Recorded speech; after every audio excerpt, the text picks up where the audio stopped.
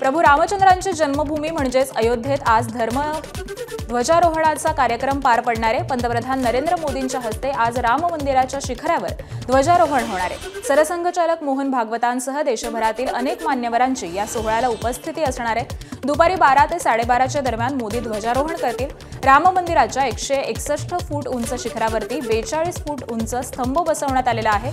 या स्तंभावरती 22 फूट लांब आणि 11 फूट रुंद धर्मध्वज फडकवण्यात येणार आहे। या ध्वजावर भगवान श्रीरामांच्या तेजस्वी आणि शौर्याचं प्रतीक असलेल्या तेजस्वी सूर्य आणि कोविदार वृक्षाच्या प्रतिमेसह ओम लिहिलेलं आहे। भगवान श्रीरामांची अयोध्या नगरी पुन्हा एकदा ऐतिहासिक क्षणाची साक्षीदार होण्यासाठी सज्ज आहे। राम मंदिराच्या शिखरावरती धर्मध्वज फडकवण्याच्या पूर्वसंध्येला संपूर्ण मंदिर हे विविध रंगांनी न्हाऊन निघाले। श्रीराम मंदिराला आकर्षक रोषणाईही करण्यात आली आहे। भाजपकडून आज घर घर राम अभियान राबवण्यात येणार आहे। मुंबई आणि महाराष्ट्रामध्ये प्रत्येक घरावरती केशरी धर्मध्वज फडकवण्याचं आवाहन भाजपकडून करण्यात आलंय।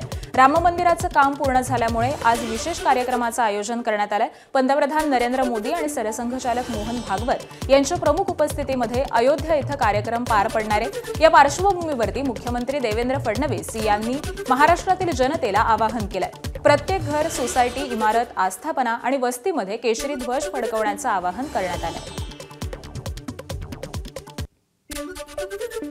राज्यातील स्थानिक स्वराज्य संस्थांच्या निवडणुकीबाबत आज सुप्रीम कोर्टामध्ये सुनावणी होणार आहे। अनेक स्थानिक स्वराज्य संस्थांमध्ये 50% आरक्षणाची मर्यादा ओलांडण्यात आलेली असून 15 जिल्ह्यांमध्ये सरपंच आरक्षणात देखील 50%चा निकष हा पाळला गेला नसल्याची बाब समोर आली आहे। त्यामुळे आज सुप्रीम कोर्टाच्या सुनावणीकडे राजकीय वर्तुळाचं लक्ष लागलंय। तेलंगणात देखील 50%ची मर्यादा पार केल्यानं उच्च न्यायालयानं ताशेरे ओढताच राज्य निवडणूक आयोगानं तिथल्या निवडणुकांना स्थगिती दिलेली होती। त्यामुळे महाराष्ट्राबाबत कोणता निर्णय होतो याकडे लक्ष लागेल। बीड आणि परभणीतल्या सभेनंतर नांदेडमध्ये देखील अजित पवारांची सभा झाली। मात्र सभेमध्ये उपमुख्यमंत्री अजित पवार बोलत असताना एका व्यक्तीनं घोषणाबाजी करत गोंधळ घातला। आरक्षणाच्या वर्गीकरणाच्या मागणीसाठी या कार्यकर्त्यानं घोषणाबाजी करत लक्ष वेधलं। नांदेडच्या कंधार शहरामध्ये नगरपरिषद निवडणुकीच्या प्रचारासाठी अजित पवार बोलत असताना हा प्रकार घडलाय। यावेळी पोलिसांनी संबंधित कार्यकर्त्याला ताब्यात घेतले।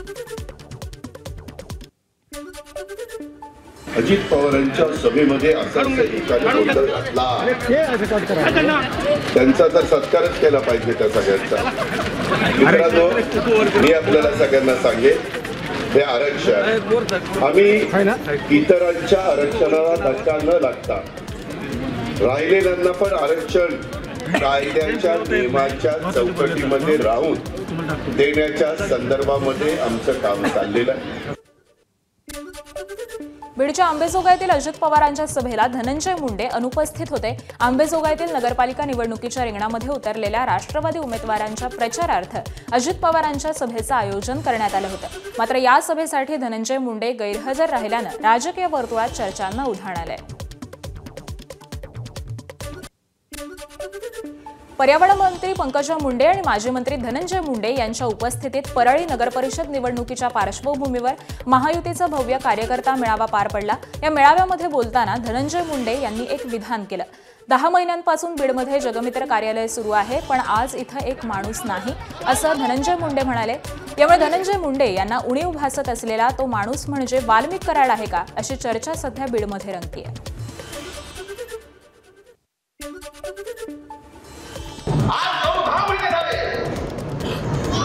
कार्यालय चालू आहे, काम चालू आहे।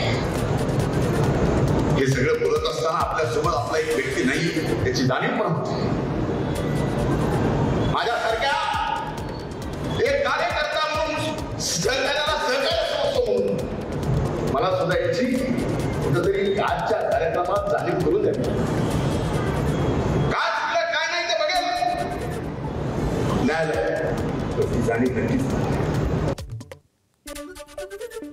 उद्धव ठाकरेंची शिवसेना आणि मनसे या दोन पक्षांची आगामी मुंबई महापालिका निवडणुकीसाठी युती होण्याची चिन्ह ही आता अधिक ठळकपणे दिसू लागलेत। ठाकरेंची शिवसेना आणि मनसे या पक्षांच्या शिष्टमंडळानं आज राज्य निवडणूक आयुक्त दिनेश वाघमारे यांची भेट घेतली। ठाकरेंच्या शिवसेनेचे आमदार आदित्य ठाकरे आणि मनसे नेते बाळा नांदगावकर यांच्यासह ठाकरेंच्या शिवसेनेचे आमदार अनिल परब, खासदार अनिल देसाई तसंच मनसे नेते नितीन सरदेसाई यांच्या शिष्टमंडळाचा यामध्ये समावेश होता। या शिष्टमंडळामध्ये राष्ट्रवादी काँग्रेस आणि काँग्रेसच्या प्रतिनिधींचा समावेश नव्हता, ही बाब लक्षवेधक ठरली आहे। 20 नोव्हेंबरला प्रसिद्ध झालेल्या मुंबई महापालिकेच्या प्रारूप मतदार यादीमध्ये मोठा घोळ असल्याचा आरोप आमदार आदित्य ठाकरे यांनी निवडणूक आयुक्तांसोबतच्या भेटीमध्ये केलाय। ठाकरेंच्या शिवसेनेचे पक्षप्रमुख उद्धव ठाकरे आणि मनसे अध्यक्ष राज ठाकरे यांनी राज्य निवडणूक आयुक्तांना एक पत्र लिहिलेलं आहे। आगामी मुंबई महापालिका निवडणुकीसाठी प्रभागनिहाय मतदार यादी, विभाजनातील गंभीर त्रुटी आणि गोंधळ हे दूर करून निष्पक्ष आणि पारदर्शक निवडणूक प्रक्रिया राबवण्यासाठी तातडीनं उपाययोजना करण्याची मागणी या पत्रामधून करण्यात आली आहे।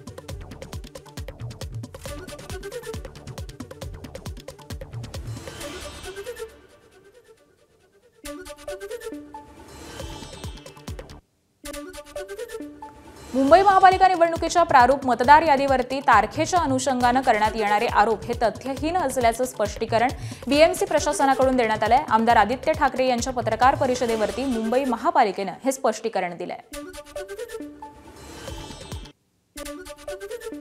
आगामी सिंहस्थ कुंभमेळ्याच्या पार्श्वभूमीवरती तपोवन इथं साधुग्राम तयार करण्यासाठी 1800 झाडांची कत्तल करण्याचा निर्णय प्रशासनानं घेतला आणि या निर्णयाच्या विरोधात पर्यावरणप्रेमी आणि नाशिककरांकडून आक्रमक पवित्रा घेतल्याचं पाहायला मिळालं।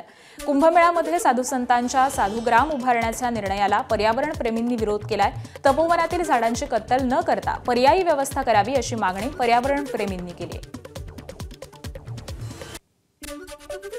सिडकोच्या घरांच्या किमती कमी करण्यासाठी उद्या उपमुख्यमंत्री एकनाथ शिंदे हे बैठक घेणार आहेत। सिडकोच्या घरांच्या किमती कमी करण्यासाठी लॉटरी धारकांनी अनेक वेळा आंदोलनं केलेली होती, यावरती तोडगा काढण्यासाठी उपमुख्यमंत्री एकनाथ शिंदे सिडको अधिकाऱ्यांबरोबर बैठक घेणार आहेत। सिडकोच्या घरांच्या किमती कमी करण्यासंदर्भात या बैठकीमध्ये चर्चा होणार आहे। तर या बैठकीला शरद पवार गटाचे प्रदेशाध्यक्ष शशिकांत शिंदे आणि भाजप आमदार विक्रांत पाटील यांना देखील आमंत्रित करण्यात आले आहे।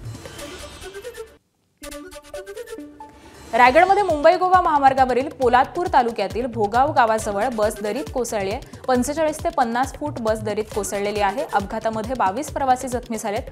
पुण्याहून खेडकडे जाणारी ही बस पुलाजवळील बॅरिकेडला धडकली आणि थेट दरीमध्ये कोसळली। लातूरातील जुन्या MIDC भागातील हडको वसाहतीत नागरी सुविधा पुरवण्याकडे महापालिका प्रशासनाचं दुर्लक्ष असल्यानं या भागातील नागरिक हे चांगलेच आक्रमक झाले। महापालिकेच्या प्रवेशद्वारासमोर ठिय्या आंदोलन करण्यात आले। नागरी सुविधांकडे महापालिका प्रशासनाचं दुर्लक्ष असल्यानं नागरिक हे आक्रमक झालेले होते। हडको वसाहतीत पिण्याच्या पाण्याचा पुरवठा हा व्यवस्थित होत नसल्यानं आणि या भागामधील कचरा हा उचलला जात नसल्यानं नागरिकांना काहीसा प्रमाणात त्रास सहन करावा लागतो। आता मुंबईत देखील बिबट्याची दहशत पाहायला मिळते। गोरेगाव पूर्व भागामध्ये बिबट्याचा संचार पाहायला मिळालाय। बिबट्याचे मुंबईत संभाव्य हल्ले हे रोखण्यासाठी आमदार सुनील प्रभू यांनी वनमंत्री गणेश नाईक यांना पत्र लिहिलंय। दिंडोशी रॉयल हिल्स सोसायटीमध्ये संजय गांधी राष्ट्रीय उद्यानातून बिबट्याचा वावर हा पाहायला मिळतोय। हा कॅमेरामध्ये सुद्धा कैद झालेला आहे। ठाणे जिल्हा रुग्णालयातील वॉर्डमध्ये भला मोठा साप आढळलेला आहे। वॉर्डमधील महिला रुग्ण, नातेवाईक आणि डॉक्टरांची पळापळ झाली आहे। सर्पमित्राच्या साहाय्यानं सापाला पकडण्यामध्ये यश आलं।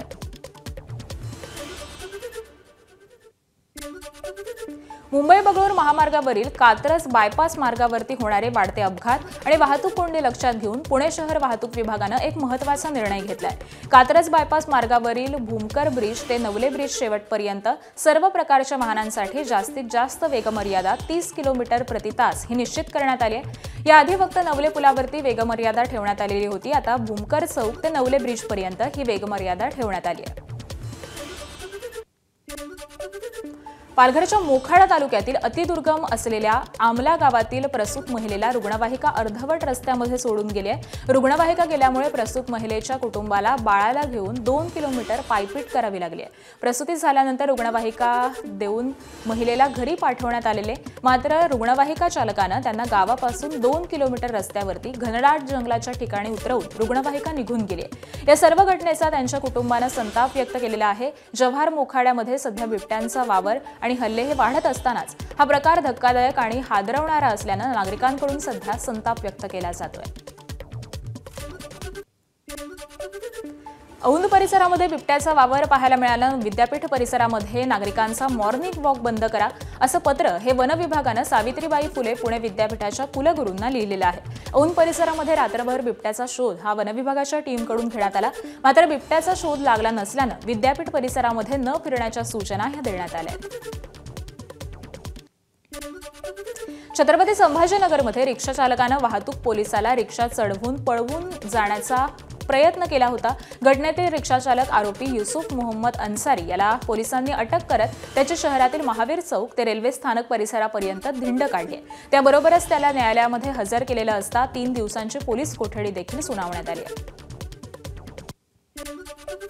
भंडाऱ्यात सुरू असलेल्या जलपर्यटन केंद्राच्या काही तक्रारी प्राप्त झालेल्या आहेत। चुकीचं असेल तर कारवाई होईल, मात्र मुख्यमंत्र्यांकडे याची तक्रार आल्यानं ते याची चौकशी करणार आहेत अशी प्रतिक्रिया महसूल मंत्री चंद्रशेखर बावनकुळे यांनी दिली आहे। भंडाऱ्यामध्ये वैनगंगा नदीच्या तीरावरती जागतिक दर्जाच्या जलपर्यटन केंद्राचं काम सुरू आहे, मात्र या कामामध्ये मोठी अफरातफर करून कोट्यावधी रुपयांचं बिल उचल केल्याचा आरोप हा करण्यात आलाय। ठाकरे सेनेचे भंडारा जिल्हा प्रमुख संजय रेहपाडे यांनी मुख्यमंत्र्यांकडे तक्रार केली आहे। सिंधुदुर्गमध्ये सामंत विरुद्ध राणे हा वाद उफाळताना दिसतोय। संदेश पारकर यांनी आपल्या पदाचा राजीनामा दिलेला आहे। कणकवली नगरपंचायतमध्ये कारभार कसा आहे हे दिसतं। नाव न घेता नितेश राणेंच्या कारभारावरती टीका करत त्यांनी तोंडसूक घेतलंय।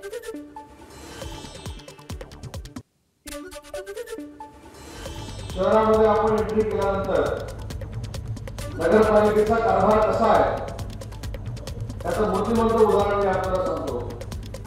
एक लाइटिंग मध्ये बोर्ड केलेला आहे, कर्ण पुढे काय नाही बघितलंय। आपल्यातला पले आहे, आप तिथं निघून गेला आहे। स्वागताचा स्वाहा पण नाही आहे, गत फक्त राहिलेली आहे। त्याच्यामुळे यांनी नगरपालिकेनं कणकवलीची गत काय करून ठेवली लक्षात घ्या। आपल्याला कणकवलीला विकास द्यायचा आहे आणि कणकवलीची विकास करायचा आहे। राष्ट्रवादी काँग्रेस अजित पवारांच्या विरोधात बंडखोरी करणाऱ्या सागर गभणेंवर राष्ट्रवादी काँग्रेसचे नेते प्रफुल्ल पटेल यांनी टीकास्त्र सोडलं। तुमसर इथं अजित पवारांच्या पक्षाच्या उमेदवारांच्या जाहीर प्रचार सभेमध्ये प्रफुल्ल पटेल यांनी स्वपक्षीय बंडखोर सागर गभणे आणि माजी खासदार मधुकर कुकडे यांच्यावरती निशाणा साधला।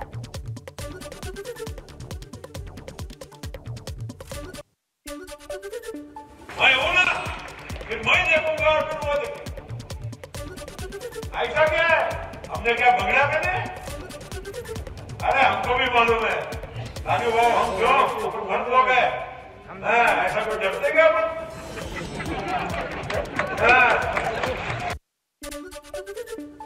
नगरपालिका निवडणुकीमध्ये भाजपच्या प्रचारार्थ मुख्यमंत्री देवेंद्र फडणवीस यांची हिवरखेड इथं सभा होणार आहे। अकोट, हिवरखेड आणि तेल्हारा नगरपालिकेसाठी मुख्यमंत्री प्रचार करणार आहेत। या सभेच्या माध्यमामधून भाजपची जिल्ह्याच्या निवडणूक प्रचारामध्ये आघाडी घेण्याचा प्रयत्न हा नक्कीच असणार आहे। मुख्यमंत्र्यांच्या या सभेचा जिल्ह्यातील इतरही नगरपालिकांना फायदा नक्कीच होऊ शकतो।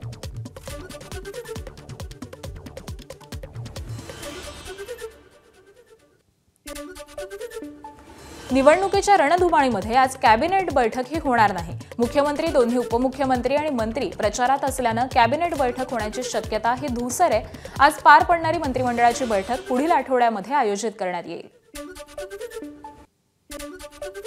वंचित बहुजन आघाडीच्या वतीनं आज संविधानाच्या गौरवार्थ संविधान सन्मान महासभा आयोजित करण्यात आली आहे। दादर इथं 5 वाजता या सभेचं आयोजन करण्यात आलं। यावेळी वंचित बहुजन आघाडीचे अध्यक्ष प्रकाश आंबेडकर हे उपस्थित असणार आहेत। देशभरातील मान्यवर या संविधान सन्मान महासभेला उपस्थित असतील।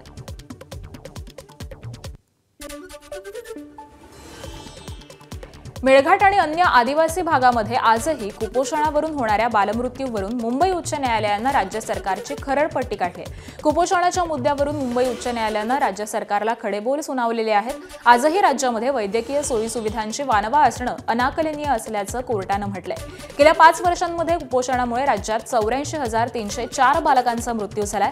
मेळघाटमध्ये कुपोषणामुळे होणारे बालमृत्यू रोखण्यासाठी प्रत्यक्ष जाऊन परिस्थितीचा आढावा घेण्याचे निर्देश हे वरिष्ठ अधिकाऱ्यांना मुंबई उच्च न्यायालयानं दिलेत. पालघरमध्ये आदिवासी विद्यार्थ्यांच्या शिक्षण आणि संस्कारासाठी उभारल्या गेलेल्या आश्रमशाळांमध्ये सुरक्षेचं मोठं दुर्लक्ष होत असल्याचे पुन्हा एकदा स्पष्ट झालेलं आहे. विक्रमगड आदिवासी सेवा मंडळ मान निवासी आश्रमशाळेमध्ये शिकणाऱ्या विद्यार्थ्याने आत्महत्या केल्याची धक्कादायक घटना उघडकीस आली आहे. प्रार्थनेच्या वेळेमध्ये वसतिगृहातील खोलीमध्ये नायलॉनच्या दोरीनं गळफास घेतल्याचं निदर्शनास आलंय. पुढील कार्यवाहीसाठी घटनास्थळी पोलीस पथक हे दाखल झालेलं असून मृतदेह शवविच्छेदनासाठी रवाना करण्यात आला. तर आत्महत्येचं कारण हे अद्यापही अस्पष्ट असून तपास सुरू आहे. कल्याणमध्ये देसाई नगर परिसरामध्ये देसाई खाडी इथल्या पुलाच्या खाली सुटकेसमध्ये एका 25 ते 30 वर्षीय महिलेचा मृतदेह सापडलाय. या घटनेनंतर परिसरात एकच खळबळ उडाली. घटनास्थळी डायघर पोलीस ठाण्याचे पोलीस पथक, क्राईम ब्रँच, फॉरेन्सिक पथकासह दाखल झालेला आहे आणि पंचनामा केला गेलाय. तसंच मृतदेह छत्रपती शिवाजी महाराज रुग्णालयामध्ये शवविच्छेदनासाठी रवाना करण्यात आलाय. मृतदेहाची ओळख पटवून हत्येच्या गुन्ह्याचा तपास हा डायघर पोलीस सध्या करत आहेत. ठाण्यात पकडलेला 5,50,00,000चा चरस हा पश्चिम बंगाल येथील शनवर अनवर अली या आरोपीनं नेपाळमधून ट्रेननं आणलेला असून त्या प्रवासाची तिकीटं त्याच्याकडे सापडलेत. यावरून नेपाळ कनेक्शन हे पुढे आलेलं आहे. तसंच तो अंमली पदार्थ ने-आण करणारा ड्रग्ज पॅडलर आहे. त्याच्या विरोधामध्ये पश्चिम बंगालमध्ये NDPSचा गुन्हा दाखल आहे. त्याबरोबरच त्याला येत्या 26 नोव्हेंबरपर्यंत पोलीस कोठडी मिळाली असल्याची माहिती ठाणे पोलिसांनी दिली आहे. आता मुंबईत देखील बिबट्याची दहशत पाहायला मिळते. गोरेगाव पूर्व भागामध्ये बिबट्याचा संचार पाहायला मिळालाय. बिबट्याचे मुंबईमध्ये संभाव्य हल्ले हे रोखण्यासाठी आमदार सुनील प्रभू यांनी वनमंत्री गणेश नाईक यांना पत्र लिहिलंय. दिंडोशी रॉयल हिल्स सोसायटीमध्ये संजय गांधी राष्ट्रीय उद्यानातून बिबट्याचा वावर पाहायला मिळतोय. हा कॅमेऱ्यामध्ये सुद्धा कैद झालेला आहे. पर्यावरणीय दृष्टिकोनातून बिबट्यापासून नागरिकांचं संरक्षण करावं या विषयावरती आज वाघवर्धिनी संस्था आपली भूमिका मांडणार आहे. गेली 4 दशकं वाघ आणि बिबटे यांच्या संवर्धनासाठी ती कार्यरत आहे. सध्या सुरू असलेल्या बिबट्यांचा वावर आणि होत असलेले बिबट्यांचे हल्ले यावरती ही संस्था पत्रकार परिषद घेऊन आपली भूमिका मांडेल. कर्नाटकातील म्हैसूर इथं आकाशात वाघाची भव्य प्रतिमा तयार करण्यात आली आहे. 2,983 ड्रोनद्वारे ही वाघाची अत्यंत भव्य अशी प्रतिमा तयार करण्यात आली.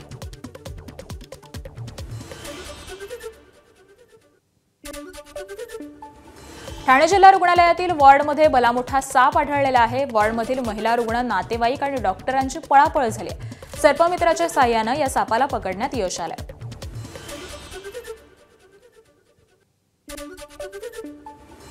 देशातील हेलेगुब्बी ज्वालामुखीचा रविवारी उद्रेक झाला. मागील 10,000 वर्षांमध्ये इथिओपियामध्ये अशी ही पहिलीच घटना घडलेली आहे. दरम्यान या ज्वालामुखीच्या उद्रेकामुळे आकाशामध्ये पसरलेली राख ही आता भारताकडे सरकते. त्याचा दिल्ली आणि NCR वरती परिणाम होण्याची शक्यता आहे. तर हवामान तज्ज्ञांच्या मते राखेचा ढग हा गुजरात मार्गे राजस्थान, दिल्ली आणि पंजाब पर्यंत पोहोचण्याची शक्यता आहे. या राखेमुळे देशातील हवाई प्रवासामध्ये अडथळाही निर्माण होऊ शकतो. क्रिकेटचा विश्वचषक जिंकल्यानंतर आता ढाका इथे भारतीय महिला कबड्डी संघानं विश्वचषक जिंकलाय. भारतीय कबड्डी संघानं सोमवारी चायनीज तैपेईचा 35-28 असा पराभव करून सलग दुसऱ्यांदा विश्वचषक जिंकला. 11 देशांच्या स्पर्धेमध्ये भारतानं अव्वल स्थान हे कायम ठेवलेलं आहे. उपांत्य फेरीमध्ये भारतानं इराणचा 33-21 असा पराभव केलेला होता. या विश्वचषकामुळे पुन्हा एकदा भारतीयांची मान ही उंचावली. कसोटीच्या तिसऱ्या दिवशी पाहुण्या दक्षिण आफ्रिकेनं वर्चस्व गाजवलंय. 489 धावांचा डोंगर उभारल्यानंतर दक्षिण आफ्रिकेनं भारताचा पहिला डाव हा 201 धावांमध्येच गुंडाळला. त्यामुळे दक्षिण आफ्रिकेला 288 धावांची भली मोठी आघाडी आहे. मार्को यायन्स आणि ऑफ स्पिनर सायमन हार्मनच्या प्रभावी माऱ्यासमोर भारतीय फलंदाजांनी लोटांगण घातलं. दरम्यान फॉलो ऑन देण्याची संधी असताना देखील दक्षिण आफ्रिकेनं दुसऱ्या डावात फलंदाजी करणं पसंत केलंय. राजधानी दिल्लीत गेल्या काही दिवसांपासून मोठ्या प्रमाणामध्ये प्रदूषण वाढलेलं आहे. दिल्लीतील अनेक भागांमध्ये हवा गुणवत्ता निर्देशांक 400च्या वर गेलाय. त्यामुळे सरकारकडून सध्या विविध उपाययोजना राबवल्या जात आहेत. याचाच एक भाग म्हणून दिल्लीतील सर्व सरकारी आणि खासगी कार्यालयातील 50% कर्मचाऱ्यांना घरातून काम करण्याचे निर्देश देण्यात आलेत. पर्यावरण विभागाकडून यासंबंधी अधिसूचनाही काढण्यात आली आहे. कॉमेडियन कुणाल कामरा कायमच चर्चेच्या गर्दीत असतो. त्याच्या वादग्रस्त विधानांनी तर तो अनेकदा लक्ष बनलेला असतो. तर सध्या त्याच्याबद्दल चर्चा चालू असण्याचं कारण म्हणजे त्यानं केलेली एक पोस्ट. त्यानं घातलेला संघविरोधी टी शर्ट. त्यानं या घातलेल्या टी शर्टमुळे नव्या वादाला देखील तोंड फुटू शकतात. दरम्यान त्याच्या या टी शर्टची सध्या सोशल मीडियावरती चर्चा रंगली आहे. अर्जेंटिनामधील ब्युनोस आयर्समध्ये night of the book stores हा उत्सव सध्या सुरू आहे. रात्रीच्या वेळी पुस्तक खरेदी करण्यासाठी जवळपास 2 लाख वाचकांची रस्त्यावरती गर्दी आहे. सुमारे $400 दशलक्ष पुस्तक विक्रीचा अंदाज हा विश्लेषकांकडून लावण्यात आलेला आहे. यावरूनच अर्जेंटिनाच्या वाचन संस्कृतीचा अंदाज लावता येईल. व्हिएतनाममध्ये पावसाचा कहर झालाय. पुरामुळे झालेल्या मृतांचा आकडा 102 वरती पोहोचलेला असून 12हून अधिक जण हे बेपत्ता झालेले आहेत. व्हिएतनामच्या सेंट्रल हायलँड्स परिसरामध्ये मुसळधार पावसानं मोठं नुकसान झालेलं आहे. नदीमध्ये अडकलेल्या व्यक्तीच्या रेस्क्यू ऑपरेशनसाठीचा ड्रोनचा वापर देखील आता करण्यात येतोय. थायलंडमध्ये निसर्गाचा प्रकोप झालाय. मुसळधार पावसामुळे रस्ते जलमय झालेले असून अनेक घरही पाण्याखाली गेलेत. पूर परिस्थितीमुळे अनेक भागात आपत्कालीन परिस्थिती निर्माण झाली आहे. तर पाण्याचा जोर हा जास्त असल्यानं बचाव कार्यामध्ये अडथळा येतोय.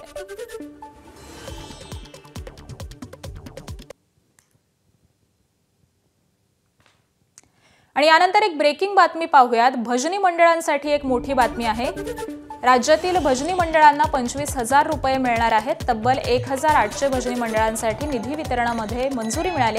आदर्श आचारसंहिता लक्षात घेऊन निधी वाटपाचे आदेश देण्यात आलेत. हार्मोनियम, मृदुंग, पखवाज, वीणा, टाळ असं साहित्य खरेदी करण्यासाठी सरकारकडून ही मदत करण्यात येणार आहे. सांस्कृतिक कार्य विभागाकडून हा निर्णय जाहीर करण्यात आलेला असून 4,50,00,000ची मंजुरी देण्यात आली.